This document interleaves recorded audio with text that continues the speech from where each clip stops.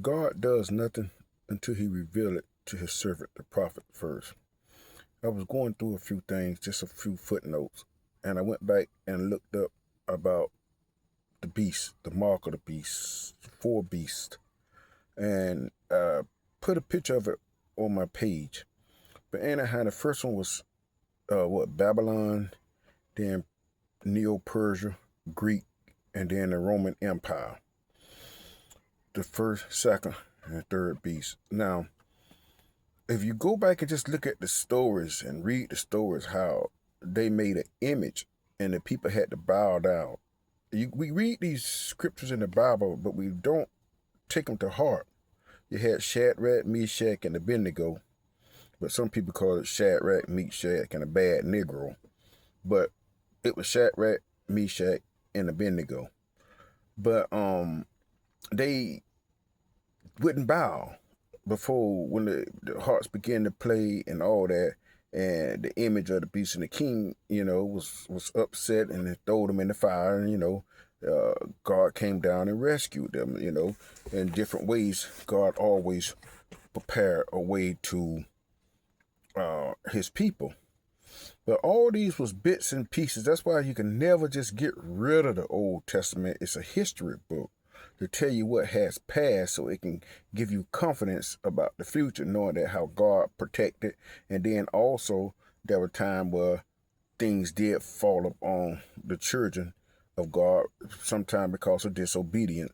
But it's a history book to tell you what has happened. Like I keep telling you about the clock on the wall. The clock on the wall to tell you what time it is, how much time has passed, and how much time is left. Knowing how to read the clock on the wall will open up your mind to a lot of things. But anyhow, if you go back and read and see how they wouldn't bow to the image of this beast, and they talking about how this one gave power over to this one.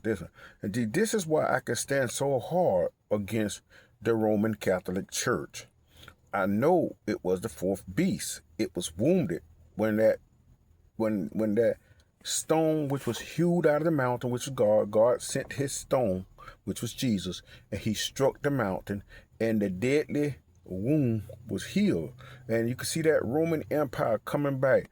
A deadly wound, it destroyed this beast, but somehow or another it's coming back. And how come I'm telling you, don't worry, Trump is history. I can tell you that all the time. You worry about J.D. Vance and this Catholic movement. Read the Fox's Books of Mortals and see how the Catholic Church persecuted the Christian all the way up to what his name, the Great, what they call him, I can't think his name right now, but Constantine the Great. And all this, he had a little mercy upon the Christians, but he changed the days and time, the colors of scarlet and purple, all kind of abomination, call no man father. All this God give you light evidence what to look for. But we refuse to look for them because the preachers are saying that all this stuff is in the future, X, Y, Z. But the Bible is telling us it's in the past. Some things will repeat itself because history does, it repeats itself. But it's showing you evidence, facts of what had happened. So I'm telling you this because that Roman Empire is growing and it's going to turn against the church. Rome is not only influenced the United States, this Catholic Church is influenced the whole entire world. Everybody will be is going to bow down to that Roman Catholic Church. That's why we'll never get rid of Roman numbers. Everything Rome is behind it. The Catholic movement is behind it. And I tell you, I'm only 50-something years old. And from what I've seen in these 50 years, 50-something years I've been up on this earth, I've seen leaps and bounds. You cannot tell me nothing about what happened over 2,000 years ago. If all this stuff happened in my 50-something years, what could you think happened in 2,000 years? Like they say, they're going into Egypt, they're pulling up pyramids, they find electric wires, copper wires coming out of the ground from these pyramids that they were able to light up cities and stuff. We're using gasoline. We don't know what they was using back there. But this thing, what was, is, repeats. It's going to happen again. But all this, God is showing us the end times all in one. But the end of it all was his kingdom. And when the Bible said the kingdom of heaven in that hand, when John the Baptist baptized Jesus.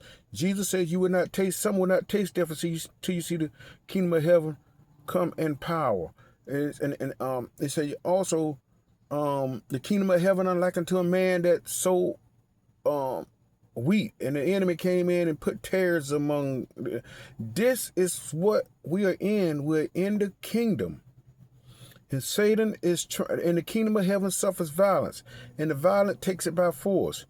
The violent ones, the weeds, are trying to possess this kingdom, tear the light out of this kingdom, keep it from shining, choke it out. The weeds are trying to kill this kingdom.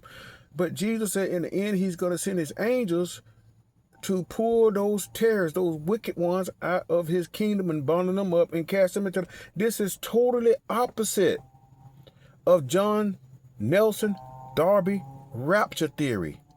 It's totally opposite of it.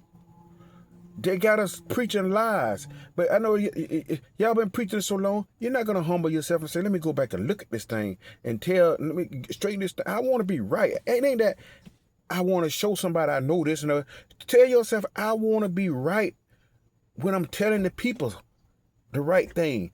Go back and search it. Go back and search Pella.